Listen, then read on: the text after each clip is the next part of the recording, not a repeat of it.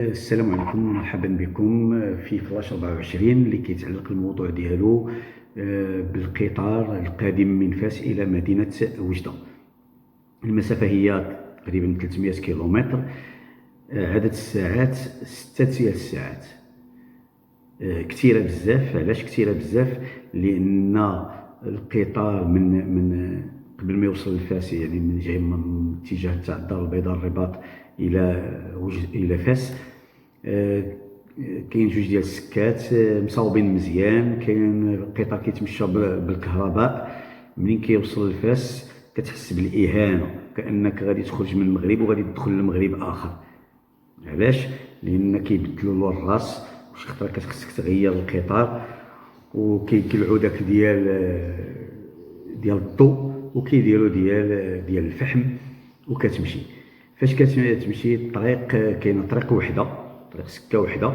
الا ضاع القطار، ضاع في الطريق، وقع عطب، راك غادي تبقى تما الناس مكرفطه، ما عندهمش كيديروا يجيبوا داك الراس، خصهم يجيبوه من واحد المدينه اخرى ويجيو يجروها. المهم كتحس بالاهانه اكثر ايضا، وكانك في شي بحال اللي قديم، بحال اللي راك قديم، شي حاجه قديمه بزاف. ما قدرتش كاع نزيد نعبر اكثر من هذا الشيء. الوغ كيقول لك باننا ما غاديش نقدروا، لان الطبيعه في الطريق كذا، الجبال هذه، الغيران، هادشي داك الغار راه دار في عهد الاستعمار، ما كانتش امكانيات.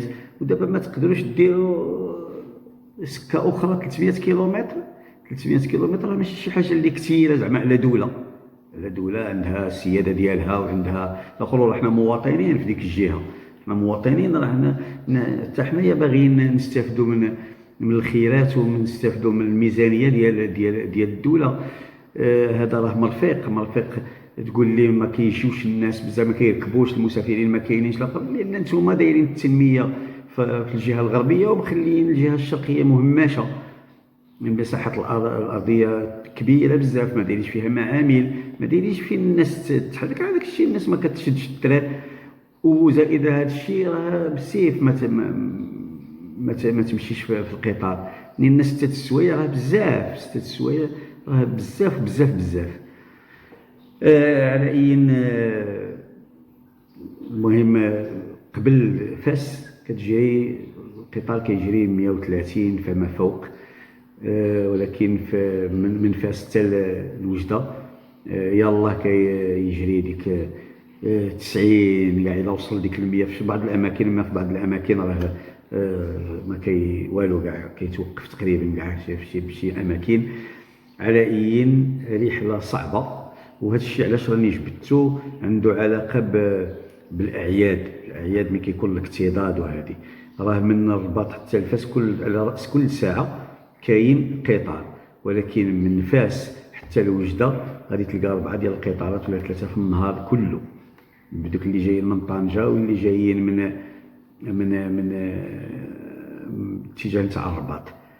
على اي، حنا واقيلا ماشي مواطنين، واقيلا غادي نعنوا على هذه المنطقه انها منطقه منكوبه ومنسيه، وما كتمشاش بالسرعه اللي كتمشى بها التنميه في الجهه الغربيه، واخا ان كاين معاناه حتى في الغرب. تحياتي لكم، الى اللقاء في فلاش 25. شكرا على تتبعكم لهذه الحلقه. تحياتي.